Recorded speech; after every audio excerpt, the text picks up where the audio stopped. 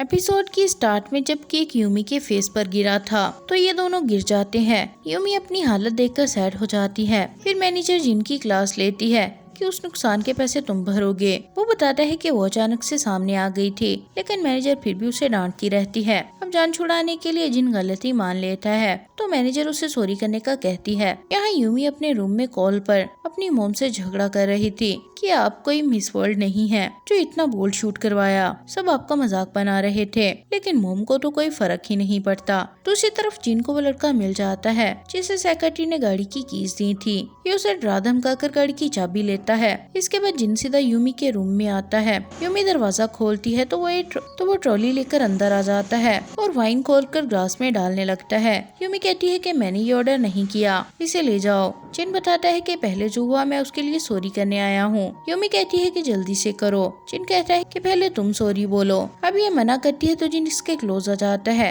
वो याद करवाता है कि तुमने बस में जो किया तुम्हें याद होना चाहिए। ये याद आते ही यूमी इसे पहचान लेती है और गुस्से से बाहर निकाल देती है। नेक्स्ट सीन में ये सोच रही होती है कि उसने क्या गलती की थी। तभी इसकी नजर वाइन पर पड़ती है। ये सब छोड़कर वाइन का ग्लास हाथ में लेती है और अमीरों की तरह एंजॉय करने के लिए वॉशरूम में आ जाती है। बाथटब भरा हुआ था। ये अंदर जाने लगती है कि इसका पाँव स्लिप हो जाता है। तभी जिन फिर से रूम के बाहर आता है और उसे हेल्प के लिए आवाजें सुनाई देती हैं। वो जल्दी से स्टाफ बॉय से रूम की कीज लेता है और दरवाजा खोलकर अंदर आ जाता है। वो ये देखते ही हैरान हो जाता है कि यूमी नीचे गिरी हुई थी और उस पर ब्लड भी लगा था जो कि एक्चुअली वाइन थी। ये जिन को देखते ही जानबूझकर आंखें बंद कर लेती है। अब जिन इसे जल्दी से उठाता है और अपनी बाहों में उठाए बाहर लाकर स्ट्रेचर पर लिटा देता है। डॉक्टर फौरन से चेकअप करते हैं। एक लड़का इसके पाँव पर टिकल करता है तो यूमी हंसते हुए उसे टांग मार देती है। सभी देखकर हैरान हो गए थे क्योंकि यूमी बेहोश होने का नाटक कर रही थी।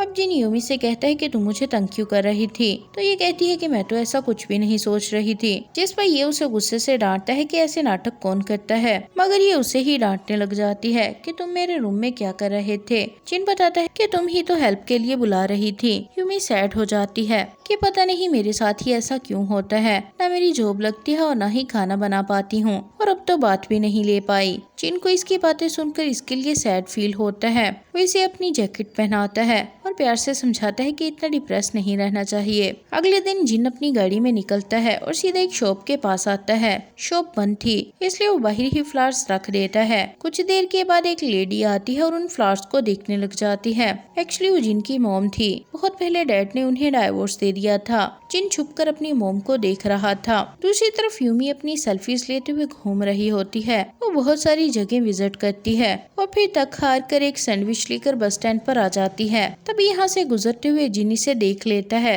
और इसे यहाँ देखकर यूमी को गुस्सा आता है। जिन इससे पूछता है कि क्या तुम्हें पैथेटिक बनकर रहना अच्छा लगता है। यूमी कहती है कि तुम्हें लड़कियों को छेड़ते हुए शर्म नहीं आती क्या? ये रेंट की गाड़ी ली है या किसी कस्टमर की चुराई है? यूमी को तो इसकी हकीकत पता ही नहीं थी। जिन इसे गुस्से से बताने लगता है तो वो इसे आधे में ही टोक कर कहती है कि अच्छा तो अब तुम चेयरमैन के बेटे की गाड़ी चुराओगे। जिन समझ जाता है कि इसे समझाना बेकार है। वो इसे राइड के लिए ऑफर करता है तो ये कहती है कि मैं चोरी की गाड़ी में नहीं बैठती।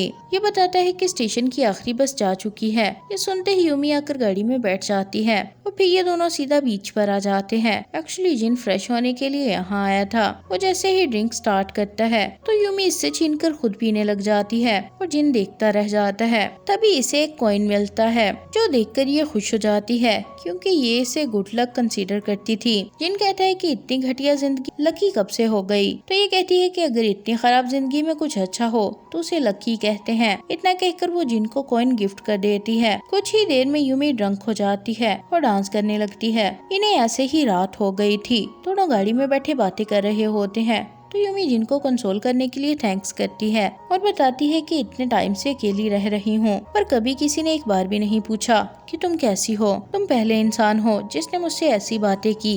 यूमी इमोशनल हो गई थी तो जिन कहता है कि आज मेरी वजह से बहुत सी लड़कियों के आंसू गिरे होंगे और तुम पहली हो जिसने मेरे लिए आंसू बहाए। यूमी अब घर जाने लगती है कि पाँव स्लिप होने पर गिरने ही लगी थी तो जिन इसे पकड़ लेता है।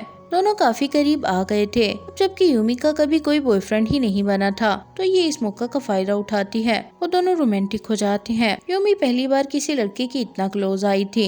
ये दोनों सारी रात ऐसे ही गुजारते हैं। सुबह में जब यूमी की आंख खुलती है तो ये खुद की इस हालत में देखकर हैरान हो जाती है। तभी से रात को जो हुआ सब याद आता है। अब वो जल्दी से अपने कपड़े उठाती है और भाग जाती है। अब सीन सीधा 3 साल बाद शिफ्ट होता है। यूमी जल्दी से अपनी जॉब के लिए रेडी हो रही थी और दूसरी तरफ हमें जिन दिखाया जाता है, जो आज अपने डैड की कंपनी का सीईओ बन चुका था। उसने अपने डैड की कंपनी को बहुत ऊंचा कर दिया था। मीटिंग में सभी बोर्ड डायरेक्टर्स इसके आगे की प्लानिंग का सुनकर बहुत खुश होते हैं। जिन बहुत बदल चुका था। अब वो एक प्रोफेशनल बिजनेसमैन बन चुका था। मीटिंग के बाद डैडी से पूछते हैं कि तुम शादी कब करोगे, तो ये जवाब देने की बजाय काम की बातें करने लगता है।